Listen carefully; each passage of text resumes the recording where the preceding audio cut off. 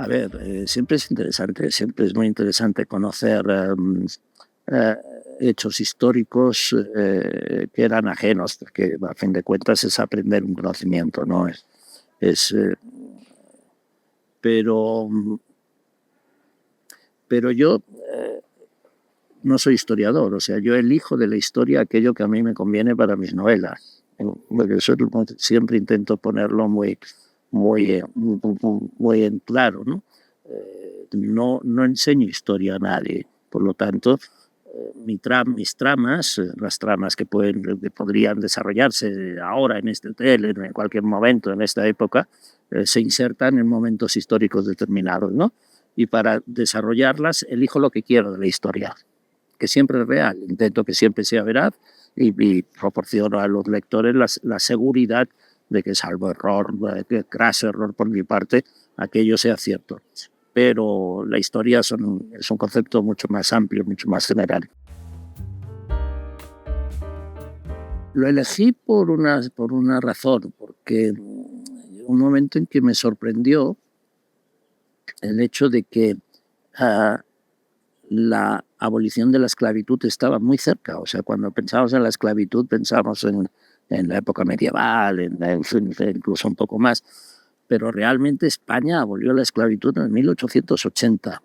Y eso me lleva a pensar, y así se lo he dicho siempre, que mi abuela, con la cual yo conviví, vivió la esclavitud.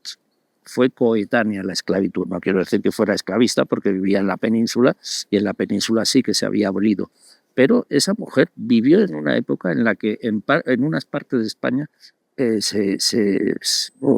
se admitía la esclavitud. Y eso me sorprendió tremendamente. Y entonces lo que intenté es acercar al lector esa situación de finales del siglo XIX, trasladando al Madrid del 21, me parece que es en el 21, donde lo hice, las consecuencias de aquella esclavitud. De hecho, todavía estamos en el decenio que ha determinado la ONU de defensa de los afrodescendientes, de cálculo, de calcular, de pedir perdón, de arreglar todas aquellas consecuencias o secuelas que pudieran sufrir los esclavos que fueron llevados al continente americano o a las islas. Eso es lo que me atrajo de escribir esta novela. Tenían que ser mujeres, sí. Sí, tenían que ser mujeres porque, a ver, podría haber escrito sobre hombres, porque además la mayoría de los esclavos que trabajaban en las plantaciones hasta cierto punto fueron un gran porcentaje de hombres. Pero la mujer o las esclavas vivieron en aquella época una doble tortura. O sea, eran esclavas porque trabajaban lo mismo que cualquier hombre, iban a los cañaverales, cortaban la caña también con machetes, trabajaban por las noches 20 horas al día, pero tenían un plus añadido, que es que cuando Inglaterra, Gran Bretaña, prohibió la trata y se dedicó a controlar el mar, España se sumó a esa prohibición, pero no prohibió la esclavitud, con lo cual a Cuba siguieron llegando esclavos, pero de contrabando. El contrabando lo que hace es aumentar los precios. Y en ese momento los sacarócratas, los que tenían los ingenios azucareros y que necesitaban mucha mano de obra, se dieron cuenta de que les salía más barato hacer parir a sus esclavas que comprar esclavos traídos de África. Hasta entonces era más barato comprar el esclavo en el mercado que hacer parir a una esclava con todo lo que eso significaba.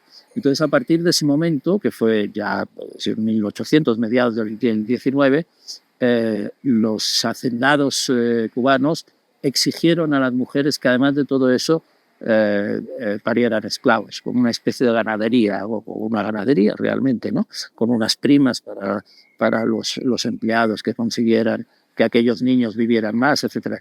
Y eso realmente supuso que eligiera a mujeres como las protagonistas de esta novela. Muy satisfactorio, realmente he tenido el privilegio de poder de tener una primera novela publicada, porque hay otras que no me publicaron. O sea, el recorrido fue muy duro en su momento incluso con la Catedral del Mar también fue muy dura, pero a partir de ese día, de esa publicación, pues sí, creo que he tenido la fortuna de conectar con los lectores y es totalmente satisfactorio. Pues sigue siendo un poco lo mismo, la verdad. En fin, es más fácil, más cómodo porque tienes la garantía que vas a publicar, etcétera, etcétera. O sea, esa seguridad, esa tranquilidad es importante, pero sigue siendo la necesidad o el objetivo de captar el interés del lector, ¿no? De proponerle algo que le pueda ser atractivo, que le entretenga, que le haga cómoda esa y fácil y divertida ese periodo, ese esfuerzo que dedica a leer, porque hoy en día es un esfuerzo.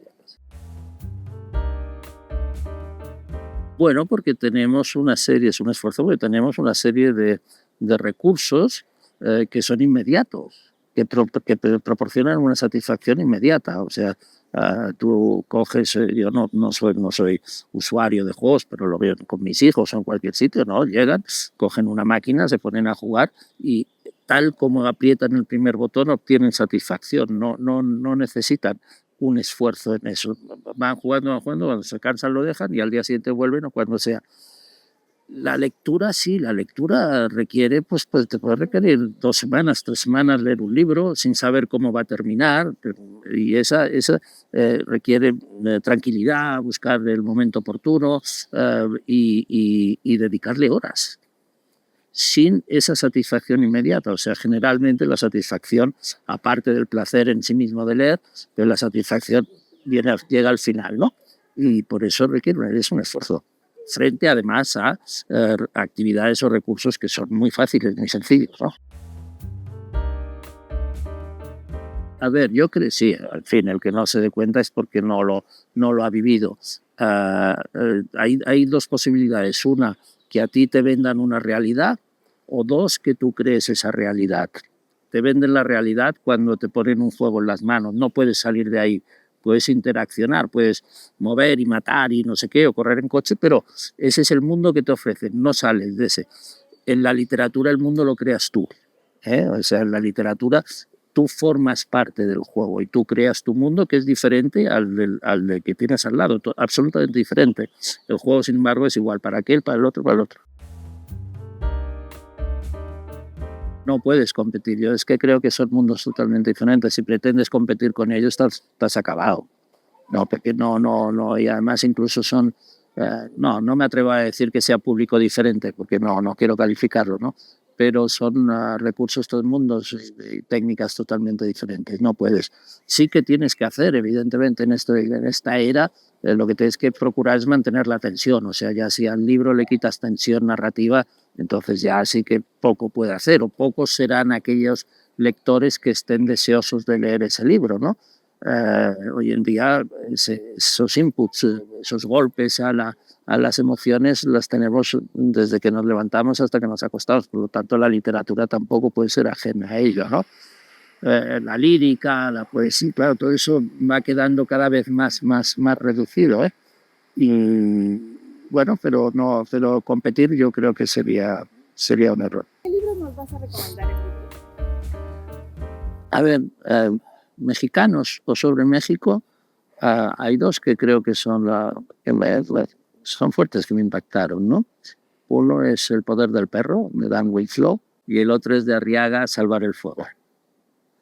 Y libros españoles, pues podríamos decir La Biblia de Barro, de Julián Navarro, o El mentiroso, de Miquel Santiago. Bueno, todos son atractivos. Hay alguno que es muy duro, sobre todo los de México, los que tratan sobre México, pero bueno, entretienen y son buenos.